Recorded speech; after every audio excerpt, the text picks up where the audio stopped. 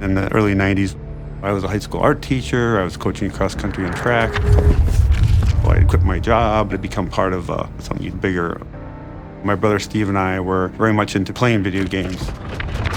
We decided to design a level and design a demo. So we went all in, sent out 10 copies. 8 of them had made offers to us. We ended up signing with Electronic Arts at that time. That was our first big intro into the game arena. We figured out right away that we can't just be artists. We were into the business world and making the games.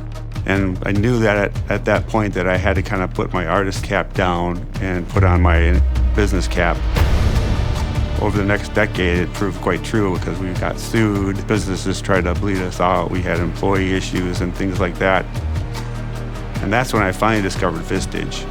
And that's when I felt like, okay, I'm not alone anymore. Now I've got some help.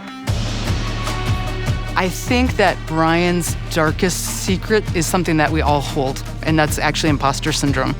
And he runs this amazing organization. He has been the head of this vision all along. You know, they always say it's lonely at the top, and it is. So it's nice to be able to come to a place that's safe and you can network with all these intelligent people who have dealt with a lot of the things you've had before or have a lot of great advice.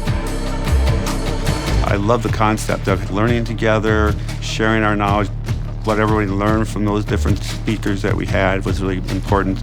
Being able to be open with each other.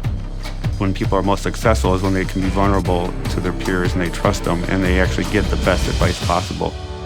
What I learned through Vistage made a big impact right away. In 2009, 2010, we had one of our biggest challenges in the company.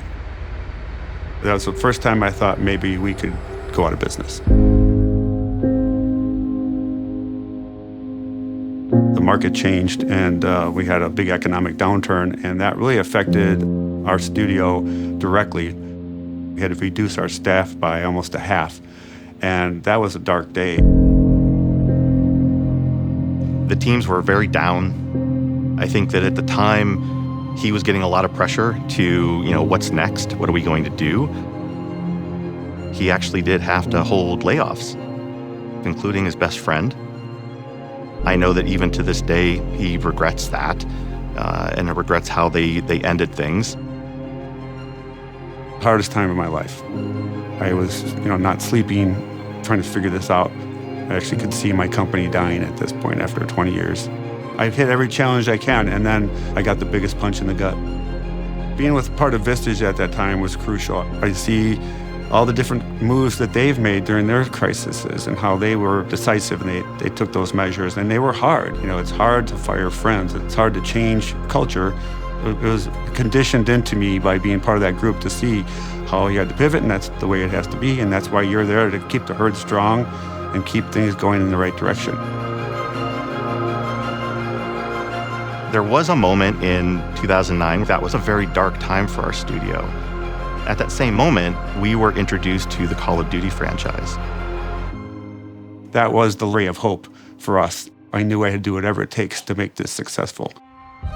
I made mandatory hours where everyone had to be in for 6 days a week, 10 hours a day, and I would be here with them as well. If they didn't like it, they would leave, and that would be okay because I need people who are going to be tough to be able to do this, to make sure that everyone nailed this work. We did it, everyone loved it, and it really opened the doors. Our studio was doubling in size and growing with great opportunities. We got to work on Star Wars and Star Trek, and things were really going great. Call of Duty has its own professional gaming league. It is massive. There are literally stadiums filled every single year by hundreds of thousands of gamers who just come out to watch people play Call of Duty as though they're an NFL team. They are creating loyal fans. They're revolutionizing how video games are played with their free play model. There's all kinds of things that they're doing that's super innovative that we don't always see. Video game industry does $180 billion a year, and movies do $40 billion a year. We eclipse all of that, and I don't think people understand that. And Call of Duty is the godfather of it all as far as continued success.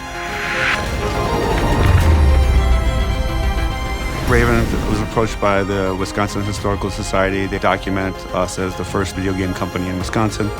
Well, we love being here in Madison. Got acquired by Activision. We had it put in the contract that they could never move us from Madison because we're very committed here. Microsoft is paying nearly $70 billion for Activision. We're trying to work with the legislation to get a tax credit for game development.